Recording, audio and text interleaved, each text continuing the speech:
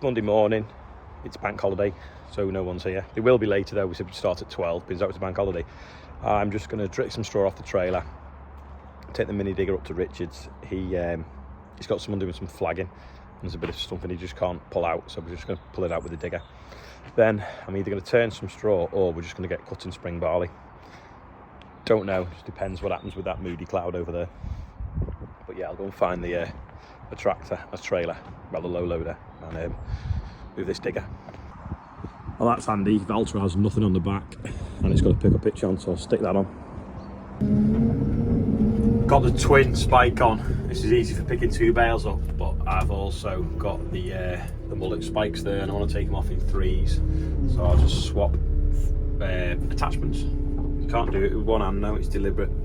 So you can't press that button and that button at the same time. So stop you dropping the bucket off automatically. So it means, can you see that or not? No, you can't. It means I have to do that. That'll be easier. There we go. You have to roll the roller at the same time as pressing the red button to release the pin. I'll fold this down. Apparently Ripon Farm Services have got one with the Clory things, like old stock, so I'll give them a ring tomorrow when they're open. It is quick moving them 3 at a time. The one that picked 4 up would be handy. Right, there's a riddle for you. Why are they numbered? You got blue and green. Yet when you get in the cab, they're not numbered, they're colour coded. What is that about?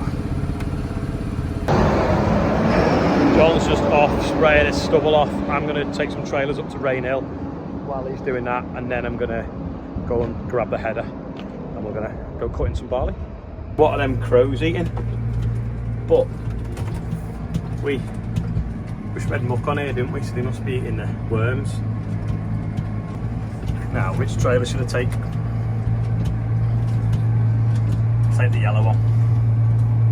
I'll drop this one off.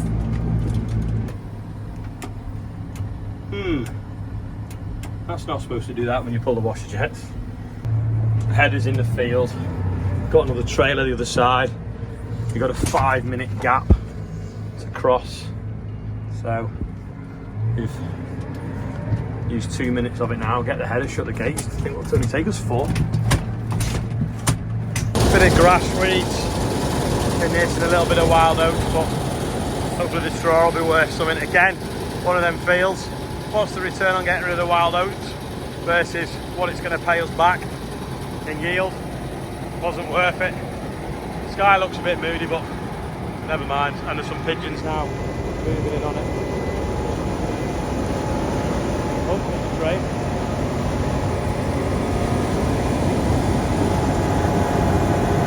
When we sown it.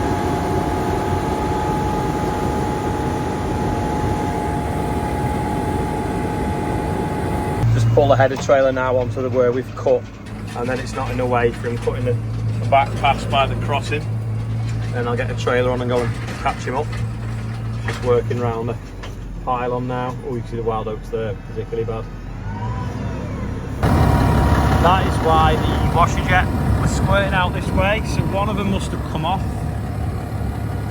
I don't know where from. Rob's here now as well. This is the SFI stuff coming up. So I don't know whether people can identify the different things. I would say that's buckwheat, that one. Is that linseed or is it something else now? That looks like the mustard. That's definitely buckwheat, that one. That'd be black oats. I think it might have been wet when we drilled it. You can see the ruts. You can't really on the camera, can you? Right, if I put the phone in cinematic mode, does that show you the ruts better?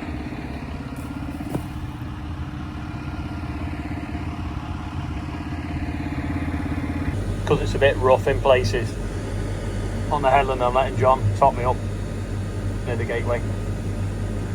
They're bouncing around everywhere. They might have road going axles, these trailers, and big tyres, but still going over what's, I don't know, 10 times more severe than a speed bump loaded isn't ideal. If you ignore the companion crop, not too bad. It's got nice long heads on it, fairly bold grains. Going to be some nice straw off it as well, hopefully. First load back at the yard. Focus. Tip it in the dryer, because even if it doesn't need drying, it'll still want a bit of a clean and the bushel weight lifting up. So, why does it say that? They don't have the biggest tanks. Might be a little bit low perhaps, but chomping through it now. Adam's even topping the trailer up. It's going down so you don't have to drive over the rows of straws. Kids will come watching. Jordan, Emily, if the Tractor Ted spotters are here. Yeah, it was this is probably the worst patch for wild oats. It got a bit flat with the wind and rain the other week. It had pigeons on it, that's why there's lumps of straw here where it's been struggling to go over the knife. There is dust coming out the back of the combine now though.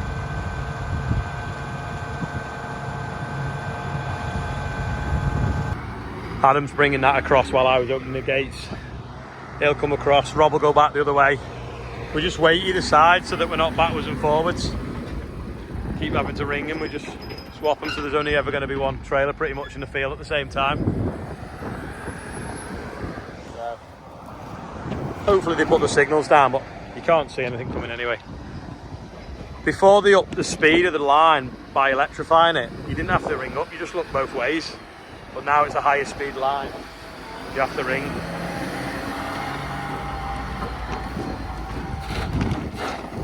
There we go, ring them back now, tell it's clear. When unloading alongside the combine, you just kind of pick somewhere where the combine needs to be against the header, and then just keep watching out the corner of your eye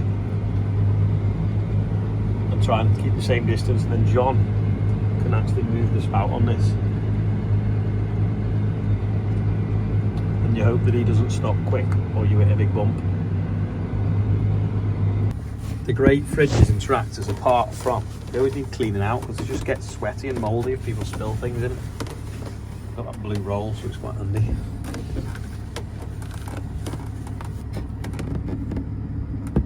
Oh, that's a screw off something. Is that off? It's like a little rubber foot off something. I don't know. It's got like cup holders. Oh no, it's because the bottles can stand up in it, isn't it? Getting better. John's just firing it back up. We just got some these wild oats in this bit here now, wrapped round that top auger. If it does it again, we'll turn it off.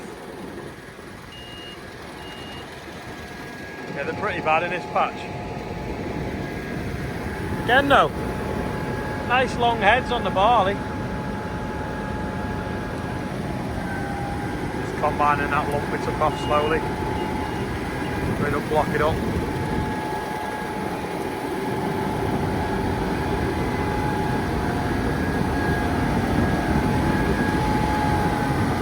Off again.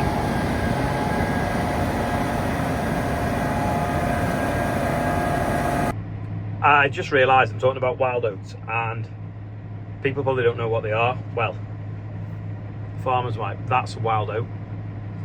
So it just looks like normal oats apart from they're a slightly different colour. That was what we were trying to grow in the field, but we have been growing. Which actually isn't too bad to be fair. But I'll flip the camera and show you. So this is wild oats. Put it in my hand so you can see it more closely when it focuses in, if it will. There you go. Can you see it's got little hairs on it? Well, them little hairs change with different humidities and moistures and like sort of flick and wriggle.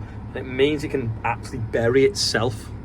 It's very clever, and it's super competitive and will compete against whatever's growing next to it, likes of barley, and then it'll rise up a lot higher than it. So you can see there, but the barley's probably, let me zoom in, go on zoom. The barley, I don't know, is what, 18 inches high? But the oats, I know they're blowing over in the wind.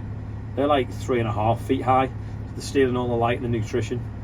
Like I said before, we did spray for them, and killed the first flush, but there was a second flush because the hot warm weather really suited them. But the cost of getting rid of the extra ones, we would have not got a return on the herbicide, so we've just had to put up with them, and hopefully next year they'll all grow at the same time and we can knock them out of the next crop, because it hopefully will be a normal season. There's some pigeons taking off there. Some people would have sprayed them because for the vanity, just so that the field looked clean, but we need return per acre because that's what matters at the moment. All done over the railway. We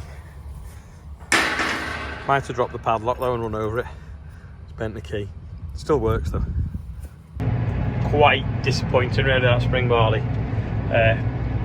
Probably under a tonne and a half to the acre. There's a little bit left in the tank, got to go in the other trailer, but yeah. It's done better than if we'd have put Skyfall on. Debatable, but I suppose the seed was cheaper. That was good timing. I have just been to the yard and tipped and caught the field, opened the gates and driven it down the tram line. Turned round and the combiners just arrived. They went the long way around. Now, here, got this on the field now. Working our way back to the farm. We've actually just driven past it. We'll finish off near the farm and if it comes down, we'll just park on. It's supposed to rain tomorrow quite a lot.